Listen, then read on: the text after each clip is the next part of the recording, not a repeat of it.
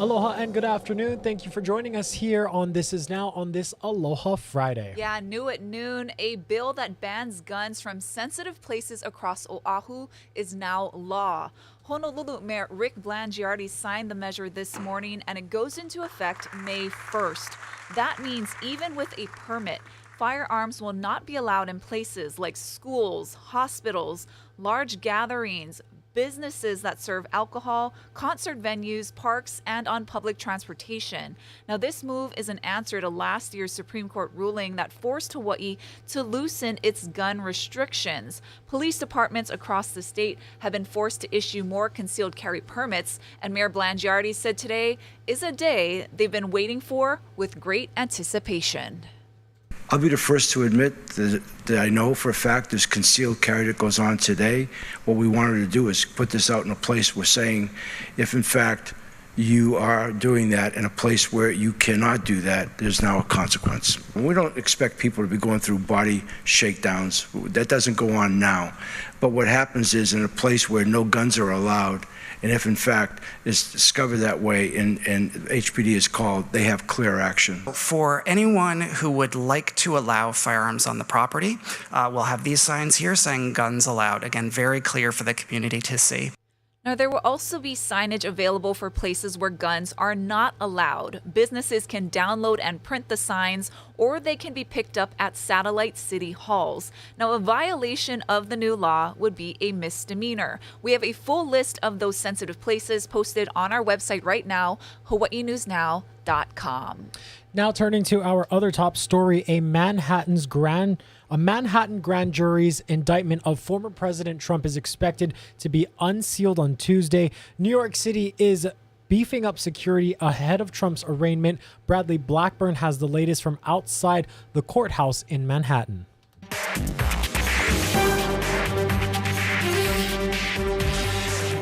CBS News has learned former President Donald Trump will travel to New York on Monday to surrender himself before his court appearance the following day. Secret Service agents will escort Trump to his arraignment, where the grand jury's historic indictment will be formally unsealed, and the former president will be asked to enter a plea. The case centers around payments made to adult film actress Stormy Daniels before the 2016 presidential election. We don't know what's in the indictment, so we could be looking at campaign finance charges. We could be looking at wire fraud, at banking fraud. The NYPD, FBI Joint Counterterrorism Task Force, and U.S. Secret Service are among the agencies coordinating security ahead of Trump's court appearance here next week. He's not worried at all. I mean, he's upset, angry. He is being persecuted politically. That is clear to many people, not only on the right, but on the left. Trump is expected to be fingerprinted and photographed for a mugshot, but not placed in handcuffs. Many Republicans, including former Vice President Mike Pence, are coming to Trump's defense. The unprecedented indictment of a former president of the United States for a campaign finance issue is an outrage. Friday, supporters gathered near Trump's Florida estate. This is going to put him in the office right now. So let him arrest him. He's going to win. After the arraignment, Trump is expected to return to Florida aboard his private jet. Bradley Blackburn, CBS News. Trump supporters have been gathering at Mar-a-Lago, his Florida estate. He's called on them to protest his arrest, and even some Republican rivals in the presidential campaign have come to his defense. Florida Governor Ron DeSantis said Florida will not assist in an extradition request, and former Vice President Mike Pence says Trump is being treated unfairly. Well, first, let me just say, I think the unprecedented indictment of a former president of the United States for a campaign finance issue is an outrage. And I think it's clear to the overwhelming majority of the American people that this is nothing short of a political prosecution being affected by a Manhattan DA who literally campaigned on bringing charges against one particular American. And I must tell you that that should be offensive to every American, left, right, and center. Every American deserves equal treatment under the law. And I believe the American people will see this for what it is. Meanwhile, President Biden refused to comment on the case. Are you worried this will further divide our country, the indictment? I have no comment on that. Mr. President. Possible protests in the wake of the indictment? No, I'm not going to talk about Trump's indictment. We've also heard from Hawaii politicians, those on the left commending the grand jury's decision, those on the right claiming the move was politically motivated. Representative Jill Tokuda said in part, quote, "The indictment of former President Trump is unprecedented, yet so is the harm that Trump caused the country and to the office of the president." Republican Representative Diamond Garcia said in a statement late last night, "It's unfortunate to see the radical left weaponizing the justice system to attack political opponents. This is clear proof that our country needs to move in a new direction than where we are currently heading." We're also looking into how this could potentially change the political landscape ahead of the 2024 presidential election. Now, of course, Hawaii is a very blue state. However, during the COVID pandemic and strict lockdowns, Hawaii's Republican minority has become more vocal and more active. But still, HNN's political analyst Colin Moore says the indictment may not sway voter opinions in big numbers ahead of the primary. We've had presidential scandals before, impeachments before, but this is the first time this has ever happened. And so I think to live in the world's oldest democracy as we do and see a former president indicted for a crime is still a very shocking thing. Moore went on to say that we could see rallies from the Hawaii Republican Party in support of the former president. We'll continue to reach out to GOP leaders here to see if anything like that is in the works. On Hawaii Island, a 35-year-old man was arrested after an hours-long standoff in Puna. Police say Joseph Diego Suarez fled from police officers and fired a pistol out of his car in the Aloha Estates subdivisions around 1:30 yesterday afternoon. He then pointed the gun to his head and ran up Mauna Loa Road. Crisis negotiators resolved the situation around 6 p.m. Suarez is in custody on outstanding warrants and faces reckless endangering and various firearms offenses. The Kauai Police Department has arrested 33-year-old Brandon Vidovitz yesterday in connection with a deadly hit and run on Sunday. He faces a first-degree negligent homicide charge, inattention to driving, and driving without a license. His victim was identified as 64-year-old David Evans of Kapa'a, who was crossing the street in a marked crosswalk. It happened just before 9:45 Sunday night in Kapa'a near Kukui Street. We've been in touch with the family and are working to gather more details for later editions of Hawaii News Now. Allison, thank you so much for your time today. Can you tell us how big of an area were these bombs and munitions dropped? Yeah, Dylan. So during World War II, the military converted about 200,000 acres of ranch land. It was owned by Parker Ranch into this massive World War II training camp with about 50,000 Marines. So they trained there before heading off to Japan. The Army Corps of Engineers says the military used about 100,000 acres of that land for munitions training. Now, I want to show you a map to give you a better idea of where in West Hawaii we're talking about. You can see the area includes Waimea, Waikoloa Village, all the way down to the beaches. And each one of those blue dots you see there actually pinpoints where munitions have been found. Got it. And can you tell us how many unexploded ordnances have been found so far? There have been a total of 3 cleanups. The first 2 cleanups happened in the years after World War II. We don't really know how many were found back then. This third cleanup that's now headed up by the Army Corps of Engineers, it started in 2002, and since then there have been more than 2,700 unexploded ordnances that have been found in this area. Now, that is a pretty staggering number there, a lot to be uncovered. Can you tell us what danger do they still pose to the community? Yeah, Dylan, we're talking about military explosives, bombs, grenades, mortars, practice landmines, projectiles. Dangerous stuff here, and they can be anywhere. Larger ones, according to officials, are typically found buried deeper in the ground, but not always. And then others have been found on the surface, camouflaged by vegetation. That's definitely concerning that they're so close to the surface. Now, unfortunately, we understand there have been some deaths tied to these. Can you talk about that? Yeah, so over the years, 4 people have died. Other people have been hurt. People are in these areas. These can really be anywhere. And that's the big concern, is when people are outside digging, doing things in the soil, they really need to be careful. They need to be aware that these dangers are there potentially. Mm-hmm. And now looking forward, tell us, what does the cleanup effort look like? What needs to be done? And essentially, how long will something like this take to complete? So what I really learned throughout this investigation is this is a lengthy process with a lot of government red tape. Nothing happens quickly. Everything has to go up the rank, get approved before work can actually begin. And the work is done with a variety of different metal detectors, and it's done step by step. People actually going through these areas on foot. A lot of it is tracked by GPS, so they make sure they're not missing any pieces of land, but it's very time consuming. Officials say even after some of these areas have been cleared, there's still risk. So just because these companies with the metal detectors have come through and swept the land, there's still potential, the government says, that they might have missed an explosive. So people still need to be really careful, especially, like I said, when you're digging or doing any kind of construction work out there. We're told that these unexploded ordnances are relatively inert if you just leave them alone. It's when you touch them, if you pick them up, if you hit them when you're digging, that's when they could potentially explode.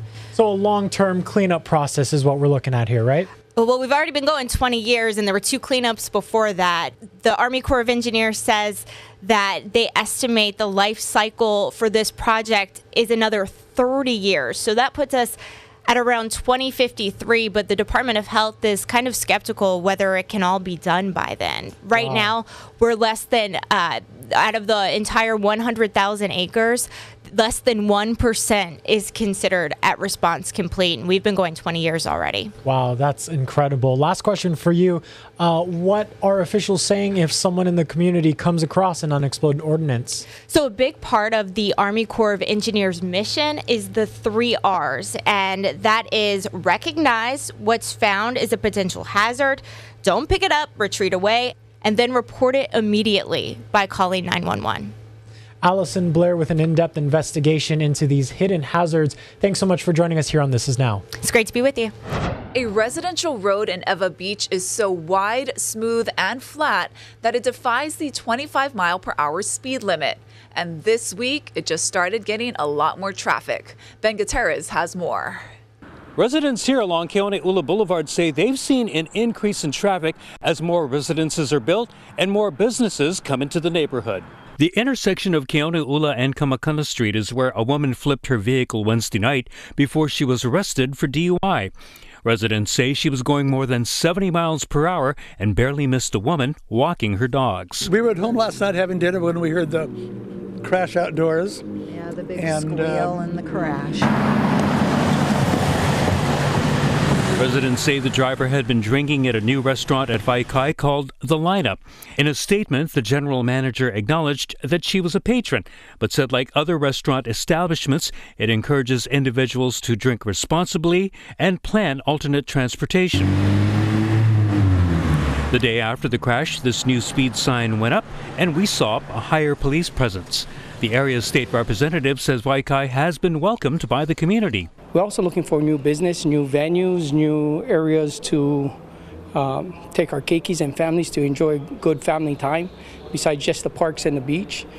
but I do understand that it's a growing community. The neighborhood has wide sidewalks where families walk every evening, but the wide, smooth, and mostly straight roadway is almost an invitation to go far above the 25-mile-per-hour speed limit. People don't stop at this intersection. People are flying down the road. Residents also say more people have been going up and down Keone'ula since the new surf park opened this week. It's brought a lot of new traffic, a lot of new people to the community, and we're excited about that. However, the traffic and the speed is a problem. Yeah. We want them to do well and we love them here, but just want them to be careful. It's only been open for 5 days. Maybe even signage that says we're a residential community. You know, we're not commercial. These are homes and people live along here. Absolutely. So maybe just to be respectful of our community. In Elba Beach, Ben Gutierrez, Hawaii News Now. We have new details on severe weather that swept over Kauai on Wednesday. Officials say 2 rescues were made that day amid severe flooding in Lauai. A vehicle was swept into the Lauai stream with a man and a dog inside. We're told a Good Samaritan pulled him from the vehicle and got him to safety. The man was okay, but unfortunately at last check, there's no sign of the dog. About an hour earlier, 2 women were trapped in their car on Lauai Road. Firefighters got to them and walked them to higher ground. Today, Little Rock was hit by what meteorologists are calling a catastrophic tornado as severe storms move through Arkansas. UAMS has officially declared a level 3 mass casualty event, and there's been reports of lots of damage in the Little Rock metro area. Authorities are working to confirm the extent of damage. The state saw several tornado warnings and potential tornadoes in other towns. Meanwhile, President Biden visited Mississippi to see the tornado damage from last week. Willie James Inman has more.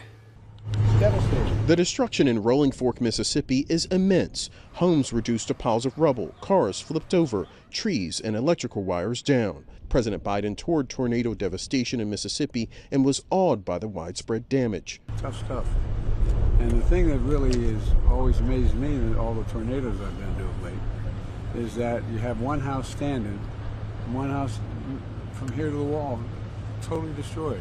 The president is visiting Mississippi to announce that the federal government will pay 100% of the recovery, cleanup cost, and shelter cost for at least 30 days.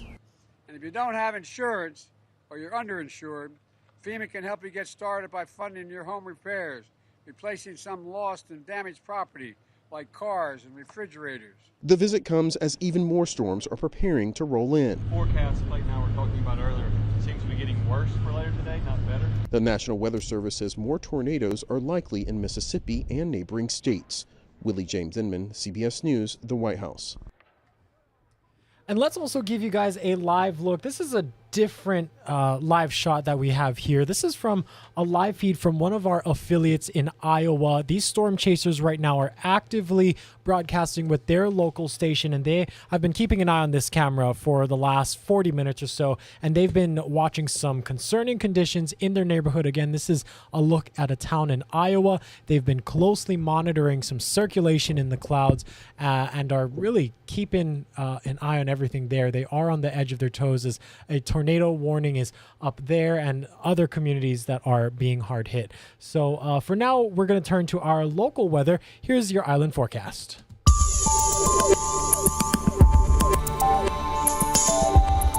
Partly cloudy skies with slight chance of thunderstorms, southeasterly winds 10 miles per hour. That is the forecast for Kauai today. Some of the places 82 degrees over in Principal, 84 degrees in Hanapepe. Kekaha, of course, we'll see some rain as well. Here's the 7-day forecast for everybody else. Today, easterly winds 5 to 15 miles per hour. Same for Kauai, but here's where it differs. Scattered showers for Kauai with the slight chances of thunderstorm. For everybody else, partly cloudy skies and some scattered rainfall as well. A little bit drier as we get into Saturday. Sunday, a disturbance will bring us more rain. We'll get a little bit drier on Monday, and then we'll start to see trade wind weather working its way in. We'll see easterly winds 15 to 25 miles per hour as we go through the midweek and on towards the weekend. So we're just going to get through these couple of days here. A little bit of wet weather for Kauai, a little bit wet weather perhaps for all of us on Sunday.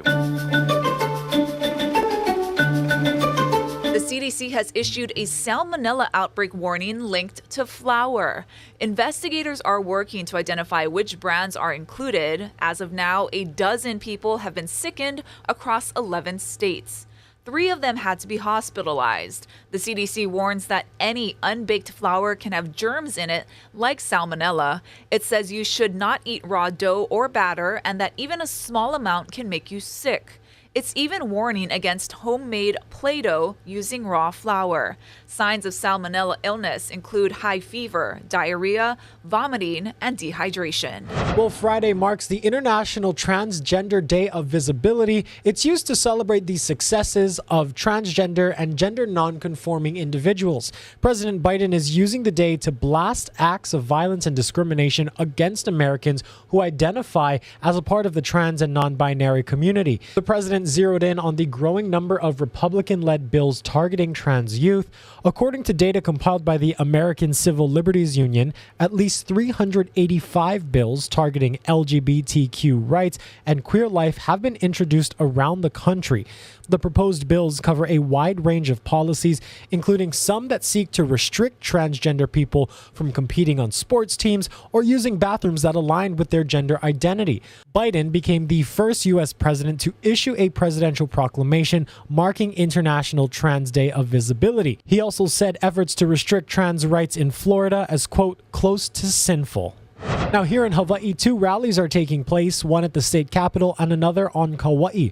Oahu's sign waving is being coordinated by the Hawaii Health and Harm Reduction Center. It starts at 3 p.m. and goes into the afternoon. On Kauai, advocates will be gathering at the intersection near the Lihue Airport around 4 p.m. Transgender Day of Visibility was founded in 2009 by Rachel Crandall, a Michigan-based transgender activist. Here are some of the stories that we're working for you for Hawaii News Now Sunrise Weekends. Papakolea Health Fair is happening tomorrow. 2 of the community health workers will stop by and tell us about the event. Famed Hawaii storyteller Lopaka Kapunui has a brand new book. He'll have details for us live. 40th Hawaiian Scottish Games, a festival and Highland Games, is happening, and our cameras will be at the event. And Sarah Nadocheni, she was the voice of Ash Ketchum for the Pokemon franchise. I got a chance to sit down and talk with her before she heads to the Hawaii Convention Center, Kauai Con, happening this weekend. Don't forget, we've got also your latest breaking news and the latest weather and traffic. That is tomorrow and Sunday morning, 7 to 9 a.m. with Annalisa Burgos and myself. Hawaii News Now Sunrise Weekends. Let's get you back to more with This Is Now. All right, we got something fun for good news today. We have our digital producer, Emily Cristobal, with us. Before we get started, some background, though. So it was an April Fool's joke that has become a reality. So last year, Mauna Loa posted this, I think we have it, on their Instagram on April 1st. Sorry, we don't have the exact post itself, but kidding. Okay, you're looking at a little preview. They posted on Instagram a flavor that was a joke at the time, but it was so successful and got so much traction on social media, they decided to actually make it. So, Emily, what are we going to be trying? Yes, so we are trying MOG, Maui onion and garlic flavored ice cream. And we're going to be listening in on a conversation we had earlier this morning with Katie Natori, who works at Mauna Loa. It's and also like the perfect Neil Asato, combination of sweet, Asato, the macadamia family shop, nut milk base that Neil perfected, and the savory with the Maui onion and garlic. And you know, a lot of the feedback we've gotten is, why does that work? So that's kind of like what we tell people. It's like you're going to be very confused when you first try it because you're going to really like it, but your brain's going to tell you you shouldn't like this. It took about like 3, this is like our 3rd try. So we did a first test batch and then did a tasting with the team and got some feedback, and they wanted it a lot stronger. So we definitely bumped up the Maui onion and garlic. All right, guys. Yeah. I think it's time to taste it. Yeah, so okay. Asato is known for some pretty crazy flavors, but this has got to be top. So Maui onion, garlic. Here it is. You first. No, go. You first. Okay. We got 15 seconds. You first. Okay. I got my own spoon here. Let's try it. They're like huge chunks of macadamia nuts inside. Yeah, and you know, this is the actual macadamia nuts, the Maui onion and garlic flavor, and I gotta say, it Ooh, I tastes like it. exactly Right off the like bat, that. you can taste I the don't think I garlic. can eat a lot of it, but I like Yeah, it. in little amounts, guys, in little amounts. Oh, you guys, they're selling it at their truck in Waikiki on Kalakaua from 11 to 2. So grab a taste of it while you can.